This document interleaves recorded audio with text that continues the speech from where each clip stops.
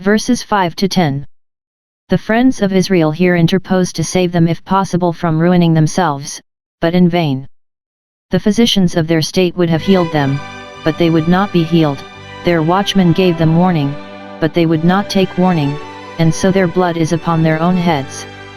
The best endeavors were used to still the tumult, and, if now at last they would have understood the things that belonged to their peace, all the following mischief would have been prevented.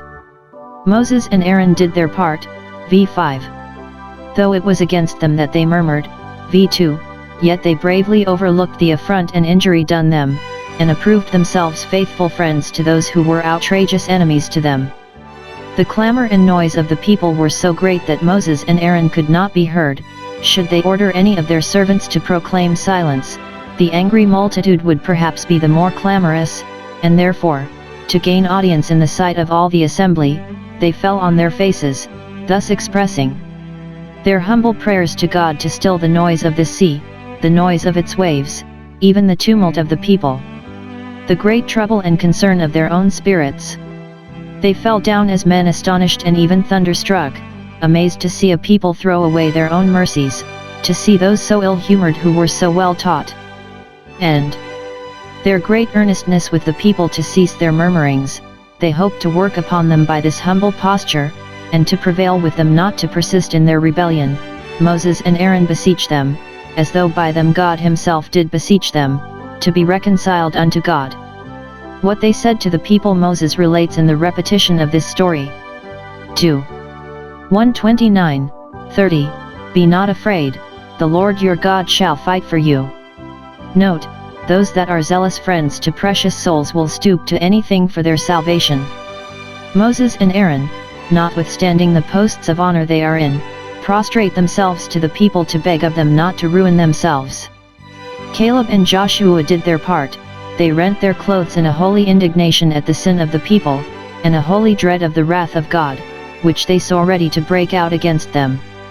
It was the greater trouble to these good men because the tumult was occasioned by those spies with whom they had been joined in commission, and therefore they thought themselves obliged to do what they could to still the storm which their fellows had raised. No reasoning could be more pertinent and pathetic than theirs was, v7-9, and they spoke as with authority. They assured them of the goodness of the land they had surveyed, and that it was really worth venturing for, and not a land that ate up the inhabitants, as the evil spies had represented it. It is an exceedingly good land, v7, it is very, very good, so the word is, so that they had no reason to despise this pleasant land. Note, if men were but thoroughly convinced of the desirableness of the gains of religion, they would not stick at the services of it. They made nothing of the difficulties that seemed to lie in the way of their gaining the possession of it. Fear not the people of the land, v9. Whatever formidable ideas have been given you of them, the lion is not so fierce as he is painted. They are bred for us, that is, they are set before us rather to be fed upon than to be fought with. So easily, so pleasantly, and with so much advantage to ourselves shall we master them. Pharaoh is said to have been given them for meat, PS 74:14, and the Canaanites will be so too. They show that, whatever was suggested to the contrary, the advantage was clear on Israel's side. 4. Though the Canaanites dwell in walled cities, they are naked, their defense has departed from them, that common providence which preserves the rights of nations has abandoned them, and will be no shelter nor protection to them. The other spies took notice of their strength, but these of their wickedness, and thence inferred that God had forsaken them, and therefore their defense had departed. No people can be safe when they have provoked God to leave them. Though Israel dwell in tents they are fortified, the Lord is with us, and his name is a strong tower, fear them not. Note, while we have the presence of God with us, we need not fear the most powerful force against us. They showed them plainly that all the danger they were in was from their own discontents, and that they would succeed against all their enemies if they did not make God their enemy. On this point alone the cause would turn, v8 if the Lord delight in us, as certainly he does, and will if we do not provoke him, he will bring us into this good land, we shall without fail get it in possession by his favor, and the light of his countenance, PS 44:3, if we do not forfeit his favor and by our own follies turn away our own mercies. It has come to this issue, v9 only rebel not you against the Lord. Note, nothing can ruin sinners but their own rebellion. If God leave them, it is because they drive him from them, and they die because they will die.